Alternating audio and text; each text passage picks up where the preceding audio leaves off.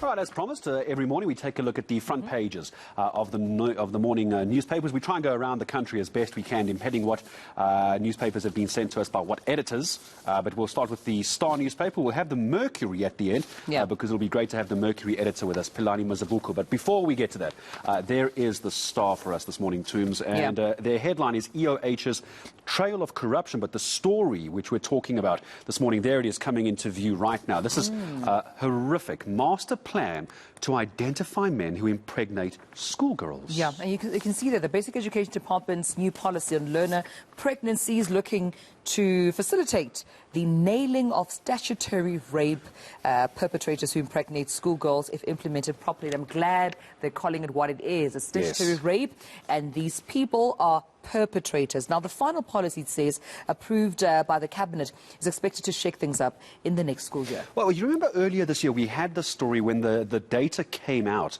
of the number of schoolgirl pregnancies, and you and I were still speaking to a lot of experts, and we kept calling it what it was. It was being framed at the time, I still maintain, incorrectly, as schoolgirl pregnancy.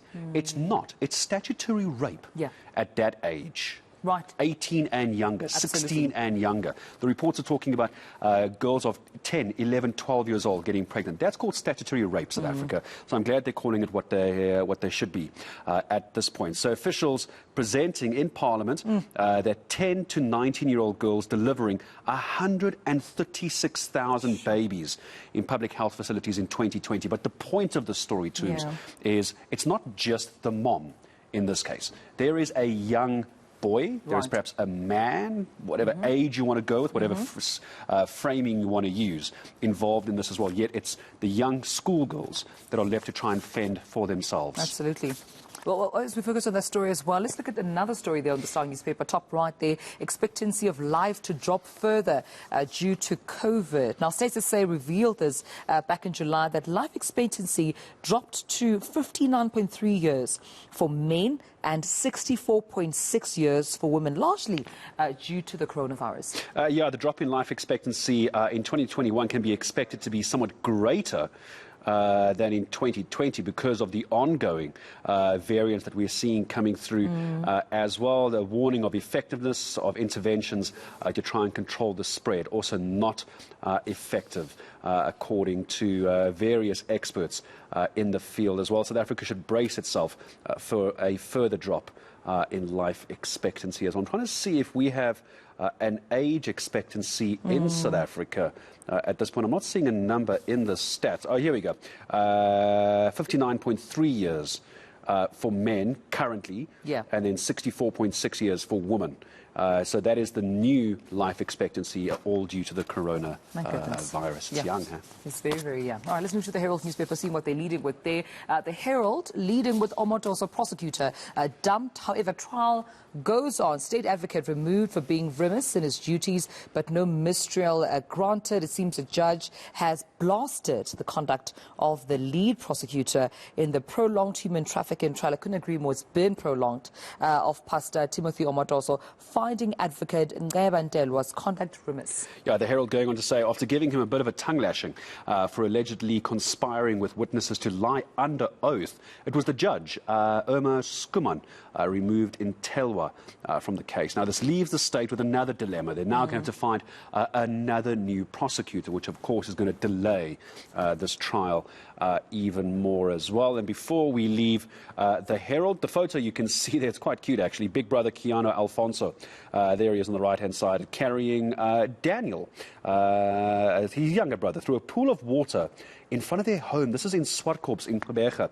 Yes, they are after good rainfall recorded in the Bay area in the last 2 days. I know they say good rainfall, but it looks a bit like flooding in one of their roads, but at least they're having a bit of fun with it while keeping safe. Okay, let's now bring in Philani Mazibuko, Mercury editor, joining us this morning. Hello to you, Philani. Good to have you with us here on ENCA. There's got a lot happening on the front page of the Mercury. You're going to tell us what you want to pick up on, but before you do that, some news this morning. Mangosuthu Buthelezi self-isolating after testing positive for COVID-19 again. It is now the second time, isn't it?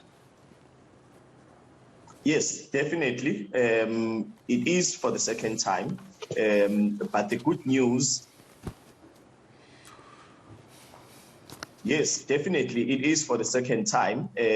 But the good news is that Buthelezi is actually doing quite well. We know that he is isolating at home. And that is an important aspect of the story. And I think that the most important thing is that a message needs to go out there, to inform members of the public about the importance of vaccinating, and also to follow the COVID-19 protocols. We carried a story in the Mercury and a picture, in fact, on Monday, which is yesterday, which talks exactly about this, where a number of holiday makers at the beach were seen without masks, and that is at the heart of what we are talking about, to say that people need to vaccinate and they need to follow all the COVID-19 protocols. Yeah, that's absolutely important to state, because we are approaching Christmas, we're approaching those festive holidays, and we know that this is a time where people can be a bit, relaxed. So those precautions are quite important to reiterate, Philani. But I just want to talk about this story as well. Still on the front page, Kronya leaving the NPA without successfully prosecuting a case. I mean, the NPA has been lambasted, for what people have called their lack of prosecuting cases successfully. People quite frustrated with the number of cases there. But it seems even Mothotoane has acknowledged that she can understand where South Africans are coming from, but that didn't stop Kronya from resigning. Yes, I think the most important thing to point out from this particular story is that she was successfully able to set up the office, and to get the right people employed in the right positions. However, I think there was a breakdown in terms of the relationship, simply because there is a lot of pressure from the public out there to ensure that, cases, especially the state capture cases, are prosecuted. And people want to see, this train moving quite fast. And I think that is where the frustration is. But I think we need to give credit in terms of the office being set up and the right people getting into the right positions. And it just goes to show that it is not going to be easy to prosecute these corruption cases. But now that the foundation has been laid, another person is going to take over from her, has to ensure that we move with full speed in terms of achieving that. Right. Philani, just a last one to you. I think let's leave it as one of the big headlines at the top now in the last, say, less than a minute or so. 30 million rand a year going to security escorts in crime hotspots. We all know it takes money to fight crime, of course, but as we all know, money rather scarce at the moment. Take us through your last headline, last 30 seconds to a minute. The eThekwini municipality is in a dilemma, because on the one hand, they need to, ensure that services are delivered to the residents of eThekwini, but on the other hand, they find themselves having to pay a lot of money that goes into just ensuring that the workers are able to do their jobs and that they are safe while performing their duties. And it is because of that they have to spend over 30 million rand annually to ensure that people do their jobs and that they are safe while doing it. It's a delicate balancing act, but it is necessary.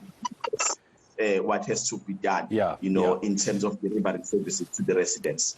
It's always a pleasure having you, Mr. Philani Mazibuko, editor of the Mercury newspaper, joining us this morning. No doubt we'll speak to you again in the coming weeks. Really appreciate your time.